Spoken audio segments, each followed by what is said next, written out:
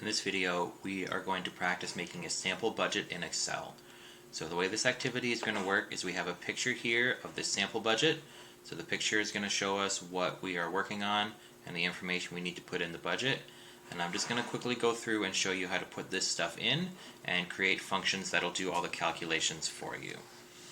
So I'm going to go relatively quickly, but you can pause, you can go back, you can rewind, you can do whatever you need to as you work through this on your own. Alright, first thing I'm going to do is start typing in the words I see. So item, income, and we use the dollar sign just to tell us the unit we're using for measuring.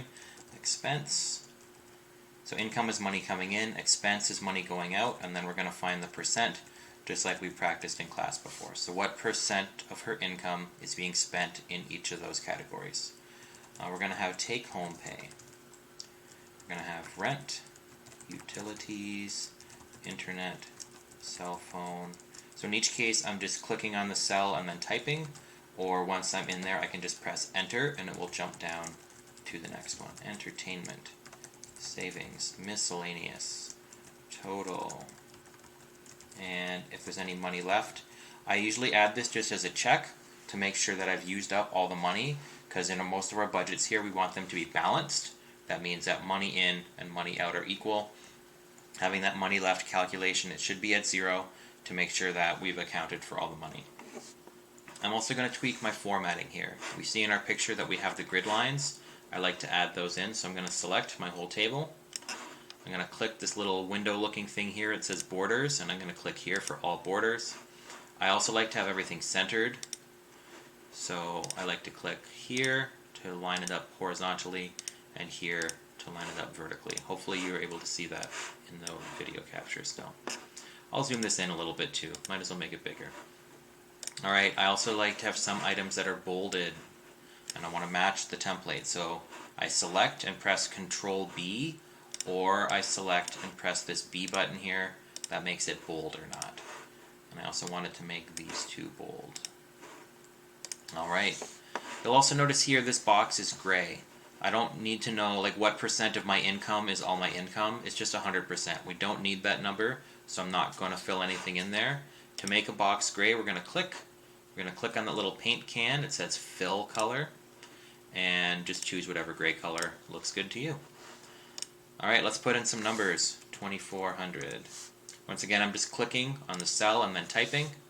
920, 120.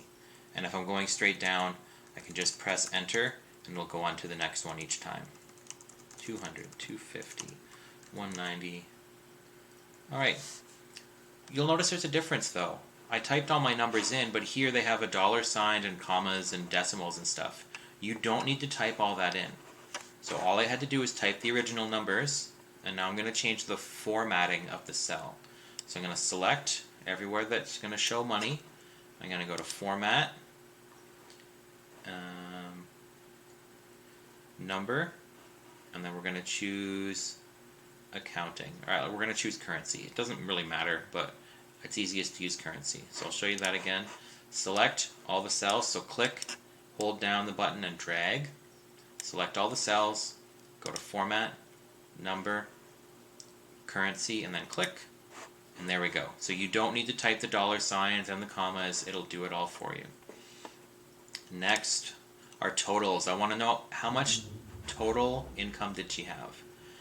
And we're going to use a formula here. So I'm going to click on the cell where I want my number to appear, and I'm going to start typing. I'm going to type equals sum bracket, and sum means it's going to add up every number in the cells that I click. I'm going to click. There's only one income number here, so technically I don't need to use this formula, but later we'll have examples where maybe they have money coming in from investments or gifts or whatever, so I want us to learn how to use this formula. So equals, I'll start again, click where the number goes, start typing, equals sum, S-U-M, bracket. Click on the numbers that you want to add up, close bracket, enter.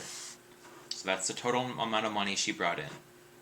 Next, I want to add up all her expenses. So I click where I want the number to go, and I type equals sum, S-U-M, open bracket. Click on the first number, hold the button down, and drag it until you get to the last number you want to add. Then we do our end bracket and press enter. There's another way to do it if you have trouble clicking and holding down on the mouse. So let's start fresh. Click where you want the number to appear. Equals sum, S-U-M, bracket. Click on the first number. Hold down Shift and press the last number, and it'll select everything in between. Type your closed bracket, press enter, and there we go. How much money do we have left? Well, we're going to use a formula here once again. I want to do the total income minus the total outcome, total expenses. So I'm going to click. I'm going to type my formula, equals this number. I can just click right on it. I'm going to hit a dash or hyphen for minus this number, enter. So this income, so money in minus money out, and that'll show us our number there. And it's really important that you use formulas and not just like add this all up with a calculator, because what if I made a typo or a mistake? What if I wanted to change a number? Maybe next month the internet costs, let's choose, maybe next month they only spend $200 on food. With the formulas, you'll notice as soon as I change that number, this number automatically changed, and this number automatically changed. And that's the beauty of using the formulas in Excel, or in this case Google Sheets. It'll automatically update if you change your numbers. Now I want to undo that change I just made, so I want to set it back the right way. So I can press Control Z. If you have a Mac, it might be Command Z, I'm not sure. Otherwise we click this little back arrow here. Last step, we want to figure out our percent. Just like we practiced in class, don't just copy the numbers. I want a formula to do the work for me. So how do I know what percent of my income was spent on rent? Well, we've talked before. You have size of the slice divided by size of the whole. So we're going to use a formula. We're going to press equals. Size of the slice is the rent, so just click on the rent number. We're going to divide, so I use the little slash right by your on the right side of your keyboard. It also has the question mark on it. That's divide. Divide it by the total, the total amount. And one thing to notice here is we want to lock this value in. Every time I use this formula, I always want the bottom number to be the same here. So to lock it in, to make sure it always points at that same number, go up here in your formula bar and put a $sign in front of the B and a $sign in front of the 2. So here's what my formula looks like. I don't know if I can zoom in there for you. Yeah. So equals C3, that's my top number, that's my slice of the pie, divided by my bottom number, that's the whole, and the $signs lock in that number. So every time we use the formula, the bottom number is always the same. Alright, and now here's the fun part. I don't need to retype that over and over again. I can click on the first one, I can click on that little blue box in the corner, and I can drag it all the way down to our last item in the list. And it applied it, and it did the same calculation over and over again. So every time you drag it down, it looks at your formula. So, oh, you wanted this number originally, so next time I guess you want this number. And the next time you want this number and this one, and so on. But that's also why we had to lock in the bottom number, because when I drag this down, if I don't lock it in, it's going to start looking at the next row and the next row. It's going to think you want to go down here as well. So don't do that. So original formula equals slice of the cake, first one, divided by the bottom number, and then we went back and added those $signs in there to lock in that number. You'll also notice these are percentages, but they're in decimal form. I need to convert them. Do I need to do that all by hand? No. Formatting will take care of that. So select all our numbers right here and click this beautiful percent button. Looks good. And then I need to get rid of the decimals. These buttons right here add more or less decimal places. I want less.